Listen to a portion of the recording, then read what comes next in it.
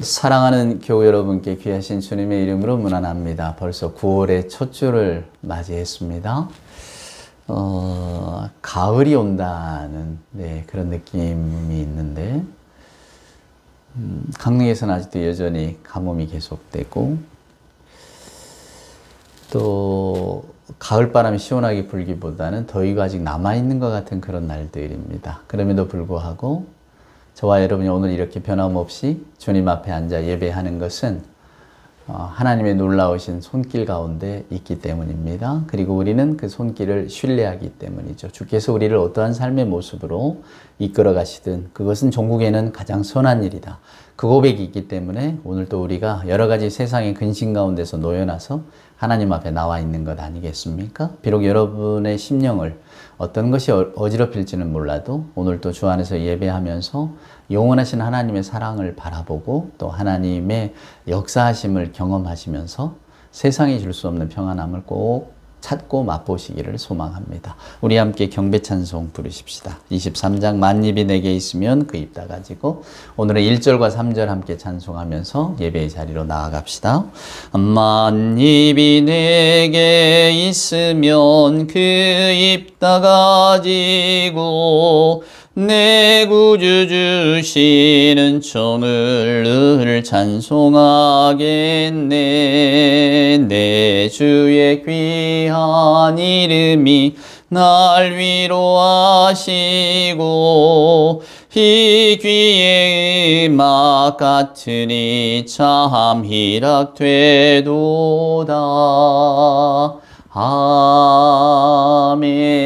아멘. 사도신경으로 우리들의 신앙을 고백합니다.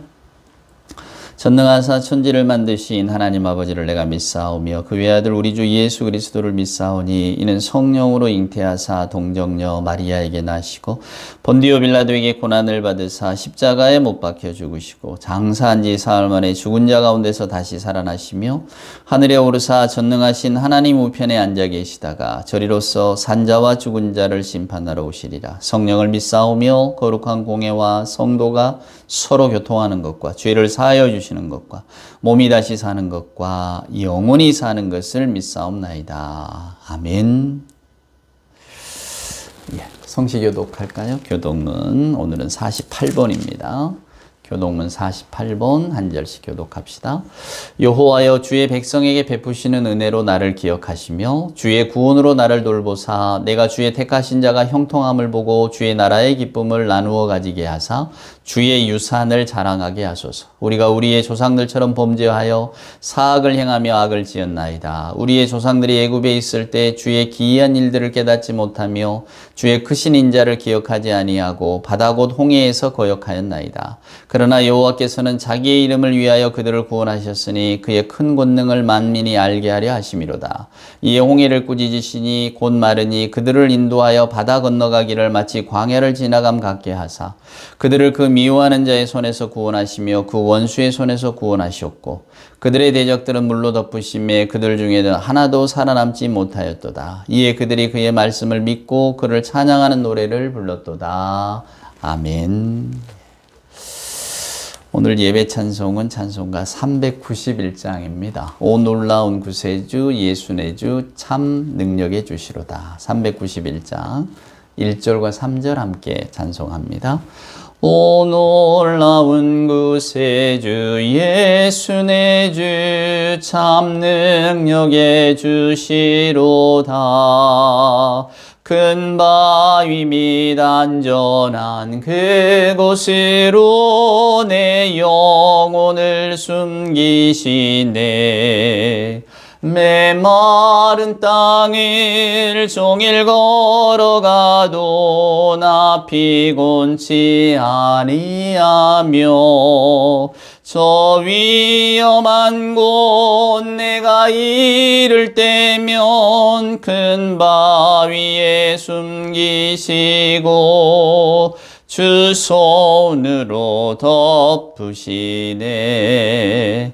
측량 못할 은혜로 채우시며 늘 성령에 감화주사 큰 기쁨 중 주님을 찬양토록 내 믿음을 도우시네. 메마른 땅 일종일 걸어가도 나 피곤치 아니하며 저 위험한 곳 내가 이를 때면 큰 바위에 숨기시고 주 손으로 덮으시네. 아멘. 기도하겠습니다. 사랑과 은총으로 함께 하시는 아버지 하나님 감사합니다. 저희들에게 구호를 허락하시고 소슬하고 시원한 가을바람을 불어오게 하시니 하나님 감사합니다. 저희들 9월은 또 학교는 새로 학기를 시작하고 또 9월은 농부들이 자기들의 노고, 땀과 노력을 또 이렇게 보상받는 그러한 계절이기도 합니다. 과일은 익어가고 저희들의 마음은 가을의 계절이 주는 풍성함을 또 맛보아 아는 기쁨이 있습니다. 하지만 하나님, 저희들의 마음, 또 9월을 맞는 저희들의 마음이 다 한결같지는 않습니다. 하나님, 각각의 마음에 근심이 있고 세상에 염려가 있습니다.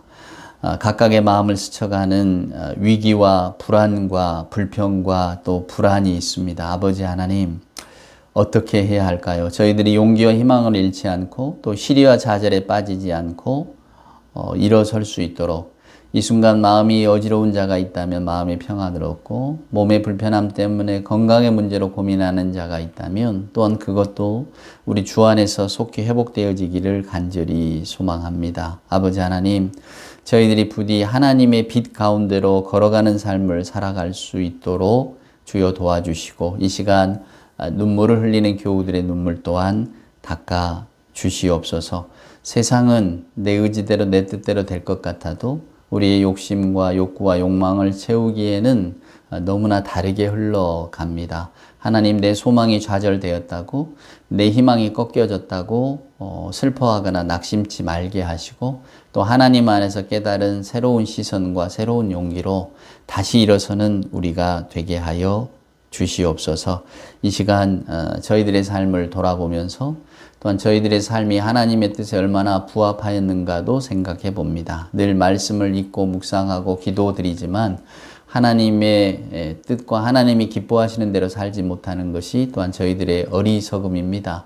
이 어리석음과 불신의 벽이 속히 허물어질 수 있도록 진정으로 하나님 안에서 진실한 평강과 평화를 찾을 수 있도록 주여 도와주시옵소서. 오늘도 저희들 하나님의 임재하심을 기다립니다. 들판에서 주를 기다리던 목자들이 하늘에는 영광이요 땅에는 평화라고 노래했던 것처럼 오늘 하나님의 영광을 바라보고 예배하는 저희들이 영혼의 평안을 얻게 하여 주시옵소서. 오늘도 생명의 말씀 가운데 삶의 큰 기쁨을 찾을 수 있도록 성령 하나님께서 함께하여 주실 줄 믿사올 때에 우리 구주 예수님의 귀하신 이름으로 간절히 기도드리옵나이다. 아멘. 오늘 우리가 함께 읽을 말씀은 누가복음입니다. 누가복음 14장 우리 7절 말씀부터 한번 보겠습니다. 청함을 받은 사람들이 높은 자리 택함을 보시고 그들에게 비유로 말씀하여 이르시되 내가 누구에게나 혼인잔치에 청함을 받았을 때에 높은 자리에 앉지 말라. 그렇지 않으면 너보다 더 높은 사람이 청함을 받은 경우에 너와 그를 청한 자가 와서 너더러 이 사람에게 자리를 내주라 하리니 그때에 내가 부끄러워 끝자리로 가게 되리라. 청함을 받았을 때에 차라리 가서 끝자리에 앉으라. 그러면 너를 청한 자가 와서 너더러 벗이 올라 앉으라 하리니 그때에 함께 앉은 모든 사람 앞에서 영광이 있으리라. 무릇 자기를 높이는 자는 낮아지고 자기를 낮추는 자는 높아지리라. 아멘. 예, 요 다음 구절도 있지만 이 다음 구절은 조금 이따가 보겠습니다. 여기 마지막 11절에 보면 자기를 높이는 자는 낮아지고 자기를 낮추는 자는 높아진다. 우리는 겸손하라는 말을 참 많이 듣습니다. 그래서 오늘도 이 말씀도 예수님께서 우리에게 겸손하라는 말씀이신가 보다 이렇게 생각하기가 쉬워요. 그러나 여러분, 그 다음에 이어지는 말씀을 보면 이게 단순히 겸손에 관한 이야기가 아니구나 라는 생각을 하게 됩니다. 그 다음 구절 한번 보실래요? 또 자기를 청한 자에게 이르시되 내가 점심이나 저녁이나 베풀거든 벗이나 형제나 친척이나 부한 이웃을 청하지 말라. 두렵건대 그 사람들이 너를 도로 청하여 내게 가품이 될까 하노라. 잔치를 베풀거든 차라리 가난한 자들과 몸 불편한 자들과 저는 자들과 맹인들을 청하라. 그리하면 그들이 갚을 것이 없으므로 내게 복이 되리니 이는 의인들의 부활 시에 내가 가품을 받겠음이라 하시더라. 그 다음 이어지는 구절이 뭔가요? 잔치를 베풀거나 아니면 네가 뭐 좋은 일이 있어서 사람을 청하거든 너 아는 사람, 너 가까운 사람, 네게 도움을 줄 만한 사람 아니면 네가 더불어서 함께 살 때에 참 기분이 좋다고 느끼는 사람은 절대 청하지 말라 그 말이에요. 모르는 사람, 사회적으로 소외된 사람, 여기 보면 뭐 몸이 불편하고 저는 사람, 안 못 보는 사람, 이게 결국은 소외자들 이야기 아닙니까? 소외라고 하는 것은 저나 여러분이 가까이 하기를 기꺼워하지 않는, 즐거워하지 않는 사람들을 말하는 겁니다. 그러니까 결국 오늘 예수님의 이 이야기는 세상의 논리나 세상의 가르침과는 정반대로 가는 가르침이에요. 그래서 제가 방금 읽은 무릇 자기를 높이는 자는 낮아지고 자기를 낮추는 자는 높아지리라. 이것은 겸손에 관한 이야기가 아니구나라는 것을 알게 되었다고 말씀을 드린 겁니다. 우리는 뭐 겸손하란 말 많이 듣잖아요. 자기를 낮추는 자가 다 높임을 받게 된다. 왜 그걸 우리가 알지 못합니까? 우리뿐만이 아니라 도덕교과서뿐만이 아니라 또 불가에서도 하심이란 말을 씁니다. 마음을 낮추라고. 낮아져야 복을 받는다고. 그러니까 낮은 자리로 내려가야만 사람이 스스로를 낮출 때에 그 사람의 가치가 높아지는 거라고. 우리 얼마나 이런 이야기 많이 듣습니까? 요즘 사회 뭐 갑질한다, 뭐 한다, 젠체한다. 우리 이런 이야기 많이 듣잖아요. 상사가 되면 그냥 아랫사람들을 깔보고 뭐 낫대는 말이야 뭐 이러면서. 그러니까 어떤 분이 그러시더라고요. 가서 카페 가서도 라떼는 절대 안 시킨다고. 라떼는 말이야 그런다고. 꼰대 소리 듣는다고. 그런 이야기를 합니다. 그러니까 결국은 그 사회적인 우리가 하는 일상에서 하는 농담이나 또 저희들이 그냥 이렇게 도덕교과서나 아니면 뭐 많은 자기계발서나 처세술책에서 혹은 동양의 고전에서 듣는 이야기가 뭡니까? 다 그냥 자기 낮추라는 이야기 아닙니까? 저도 그 노자가 말한 상선약수란 말을 되게 좋아합니다. 예, 상선약수. 물은 최고의 선은 그냥 물과 같다는 거 아닙니까? 물이 뭡니까? 물은 높은 데서 낮은 데로 흐르잖아요. 그러니까 결국은 물의 속성은 낮은 데로 간다 그 말입니다. 그러니까 인간도 물처럼 계속 이렇게 낮은 자리로 가면 얼마나 좋겠습니까? 그러니까 참 좋은 말들이에요. 그러니까 여러분들에게도 저도 오늘 이 누가복음 14장에 보면 결국 예수님께서는 높은 자리에 올라가는 거 즐거워하지 말고 낮은 자리로 가십시오. 낮아져야만 사람들에게 사랑을 받고 또 하나님도 기뻐하십니다. 그러니까 여러분 겸손하십시오. 우리 성경 말씀에도 하나님의 크신 뜻 아래 겸손하라 뭐 이렇게 때가 되면 너희를 높이신다 이런 말씀도 있잖아요. 그러니까 우리는 그 말씀을 들을 때마다 그래 내가 너무나 익숙한 말씀이니까 겸손해야지 낮춰야지 이런 이야기를 하고 또 그런 생각을 합니다. 근데 여러분 우리 예수님께서 누구나 하실 수 있는 그런 말씀을 지금 우리에게 들려주고 계시는 걸까? 우리 예수님이 결국 우리에게 들려주시고자 하는 건 뭘까? 이런 생각이 들었습니다. 겸손하라는 가르침은 굳이 예수님께서 말씀하지 않으셔도 세상의 사람들이 다 옳은 줄 알고 그 길을 가려고 한다 그 말입니다. 근데 예수님이 굳이 우리에게 겸손하라, 낮추라, 높은 자리, 상석에 올라가는 거 즐거워하지 마라 이런 말씀을 하셨을까? 근데 곧바로 그 다음에 이어지는 대목을 보니까 이게 조금은 이 말씀이 뭐 악의가 맞는달까요? 이해가 되는 말씀이었습니다. 저나 여러분은 누구나 우리가 뭔가 관심을 베풀고 사랑을 베풀고 정을 나눌 때에는 굳이 의도하지 않더라도 그냥 내가 그럴 만한 사람, 내가 그냥 좋아할 만한 사람, 또 나를 청해줄 만한 사람, 나와 관계를 맺고 있을 때 우리가 서로 손해보지 않을 사람들을 무의식적으로 판단하고 그리고 그들과의 관계를 갖는 것을 즐거워합니다. 여러분도 뭐 친구 그룹이니 이렇게 뭐 만나서 같이 이렇게 소통하고 하는 분들이 있잖아요. 근데 그 부분 대부분은 우리들하고 그냥 생활 수준이 비슷하거나 사고의 수준도 비슷하고 그저 뭐 이렇게 이야기를 나눌 만한 그런 분들 아닙니까? 근데 오늘 예수님께서는 잔치를 베풀어 청하려거든 전혀 너하고 무관한 사람들을 청해야지 그것이 하늘나라의 복이 된다. 이 말씀을 하십니다. 아, 그래서 예수님은 결국은 오늘 이 말씀이 전체적으로 이어지는 말씀이 겸손하라, 세상의 이치를 가르치시는 게 아니라 의인의 복, 하늘에서 받을 복이 무엇인가를 우리에게 들려주고 계시는구나 라는 것을 알게 되었다 그 말입니다. 그래서 오늘은 그 이야기를 해보려고 합니다. 하늘의 복, 저나 여러분이 이 땅에 살면서 과연 내가 하나님을 믿어서 받는 복이 무엇인가 라는 거죠.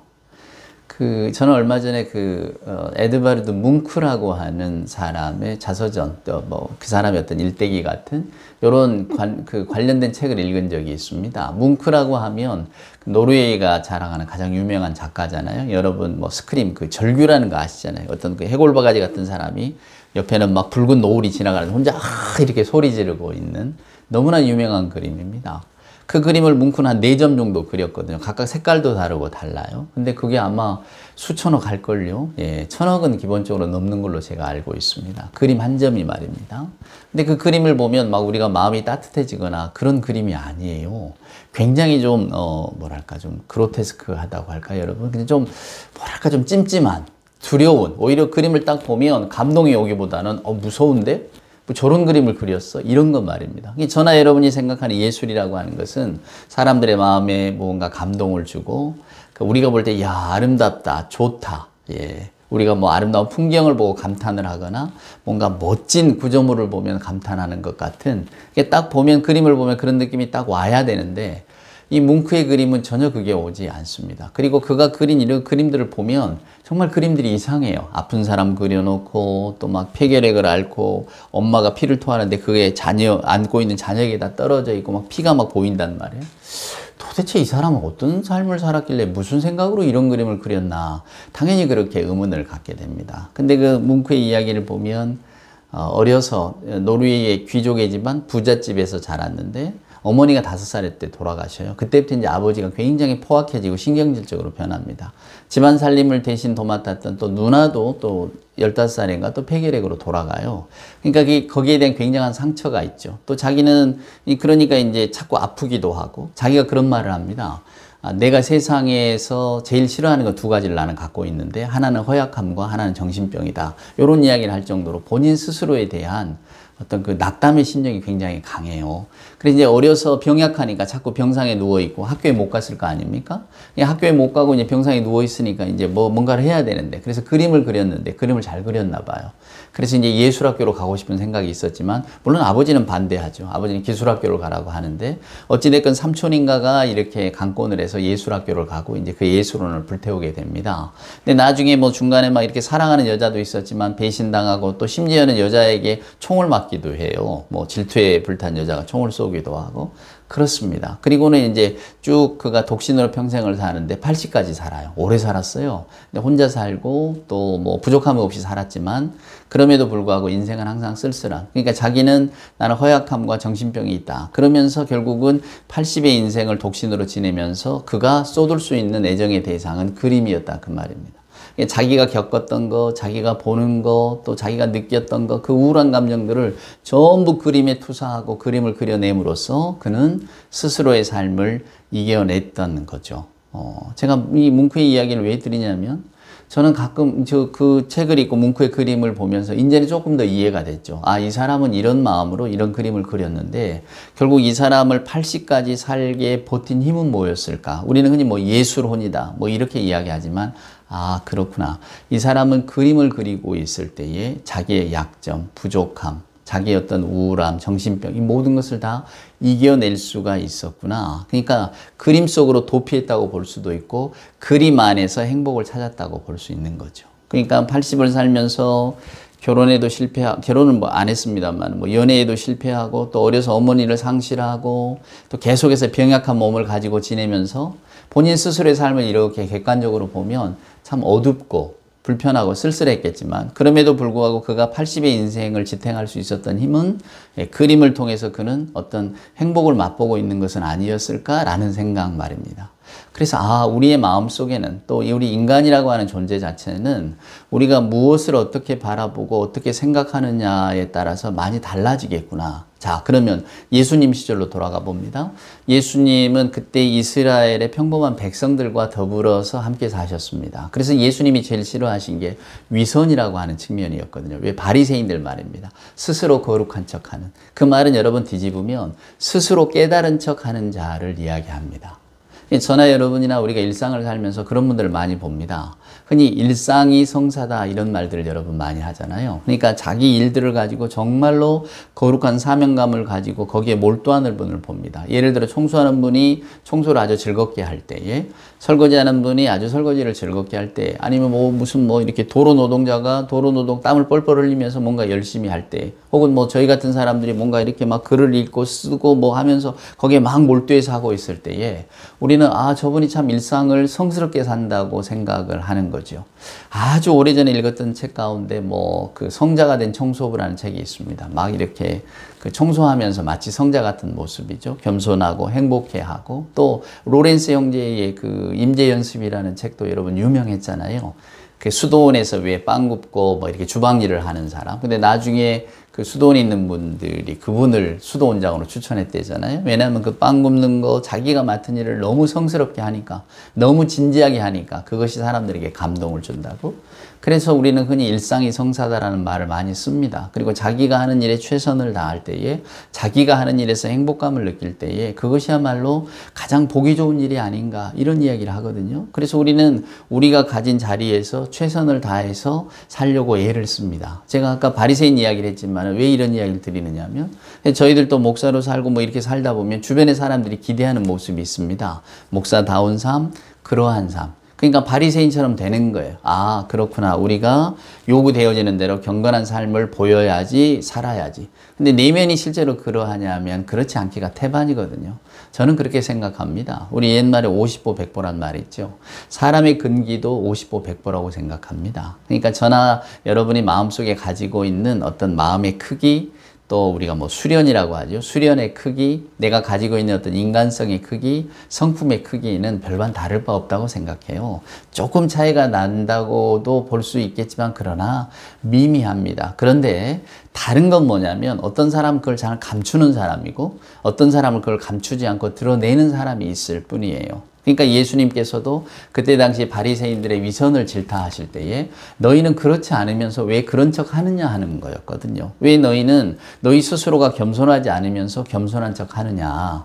왜 너희들은 사람에게 대접받기를 좋아하면서 오히려 그렇지 않은 척 하고 있느냐. 하나님이 제일 싫어하시는 것이 그것이다. 그 말은 뭐냐면, 사람들의 관심을 얻고 사람들의 존중을 얻는 것이 너의 삶의 전부라고 하는 것을처럼 여기면서 살아가는 것, 그것이 하나님 앞에서 진실한 삶이 아니다 라고 하는 것을 예수님이 일깨워 주셨다고 저는 생각합니다. 자, 그러면 우리들의 삶으로 돌아와 볼까요? 저나 여러분은 바리새인의 삶과 별반 다를 바가 없습니다. 그 다를 바가 없다는 것은 위선적이라는 것이 아니라 남의 눈을 의식하며 산다는 겁니다. 제가 얼마 전에 이렇게 행복도, 각 나라의 행복도를 이렇게 조사한 그런 관련 서적을 본 적이 있었는데, 참 놀랍게도 행복도가 높은 것은 여러분 아시는 것처럼 노르웨이나 덴마크나 스웨덴이나 이쪽 북유럽 쪽입니다. 우리는 흔히 사회보장제도가 잘 되어 있으니까 거기가 행복도가 높겠지 이렇게 생각하고, 저도 그렇게 생각했습니다. 그러니까 모든 국민이 다 부자가 되지는 않더라도 모든 국민을 다 가난하게 만들지는 않겠다는 게 그 북유럽 사회주의의 특징 아닙니까?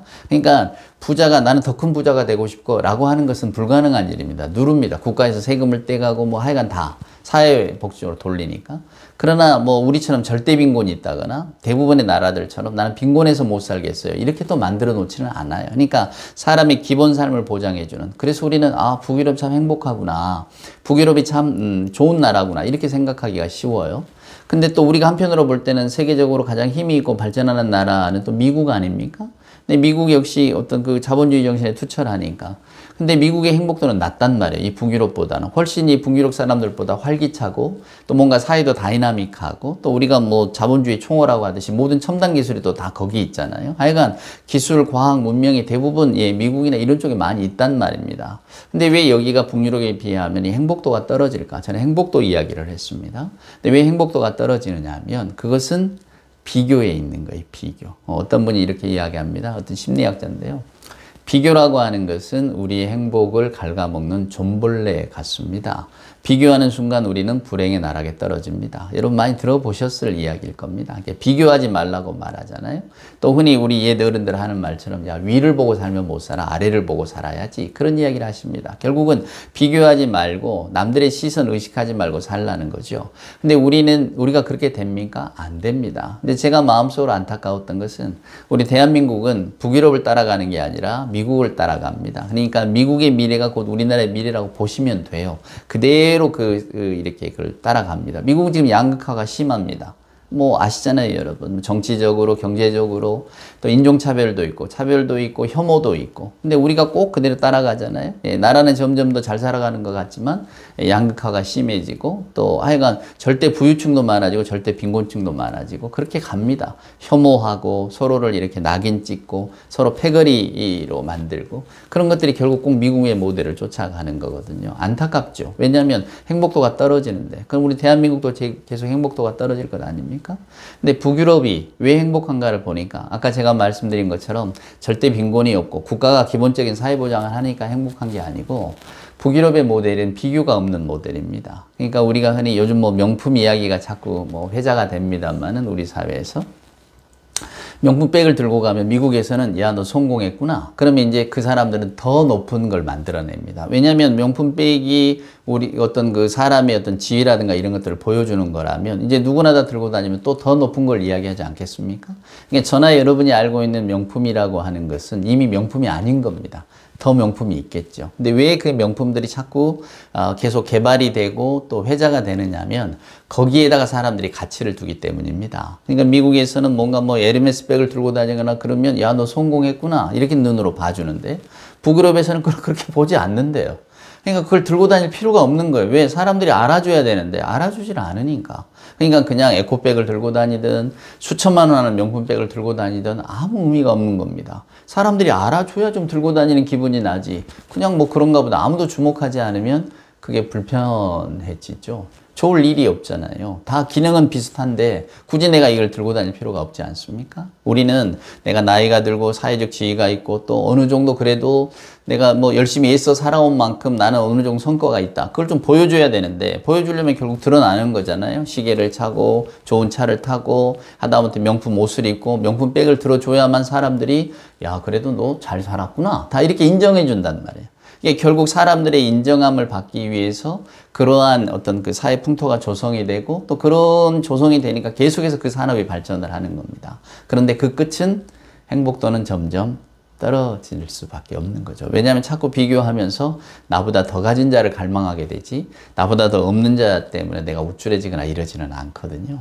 근데 우리 사회는 불행히도 그리 가니까. 근데 예수님의 말씀이 이 말씀이구나라는 생각이 들었습니다. 그건 뭡니까?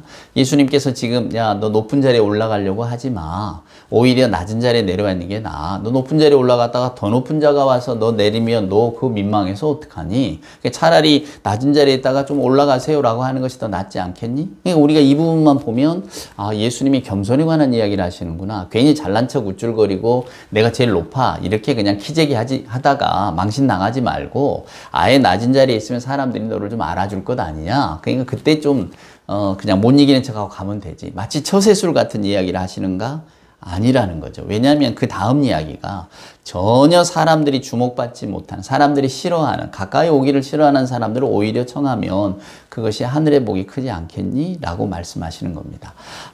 그렇구나. 그래서 이 말씀의 뜻은 우리에게 너희가 사회적으로 살아가면서 인간관계 속에서 너희를 잘 보이려고 아니면 네가 좀 저 사람 참 인격적으로 된 사람이야 이런 이야기를 들으려고 스스로를 낮추는 자리로 내려가라. 겸손하라. 바리새인들처럼 가짜 겸손하지 말고 진짜로 겸손해라. 이 말씀이 아니시구나.